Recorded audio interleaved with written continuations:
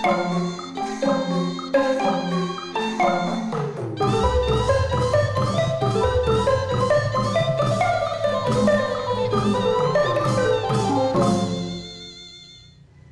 ဏာသိမ်းစစ်တပ်ထိန်းချုပ်ထားတဲ့ကချင်ပြည်နယ်ကပူတာအိုမြို့နယ်နဲ့မချမ်းဘောမြို့နယ်တွေမှာစစ်တပ်နဲ့ပြည်သူစစ်တွေကဝန်ထမ်းတွေနဲ့ဒေသခံတွေကိုညီမျိုးစုံဖိအားပေးပြီး KIA ကိုဒီကနေ့အောက်တိုဘာလ9ရက်နေ့ကစန္ဒပြခိုင်းနေပါတယ်။ဝန်ထမ်းတွေဆိုမလိုက်မနေရရက်ွက်ထဲကလူတွေကိုလည်းတအိမ်တယောက်လိုက်ရမယ်လို့ပြည်သူစစ်တွေကဖိအားပေးတယ်။လောလောဆယ်သူတို့လက်ထဲမှာဆိုတော့ကြောက်နေရတယ်လို့ဆန္ဒပြပွဲကိုလိုက်ခဲ့ရသူတူက BEF ကိုပြောပါတယ်။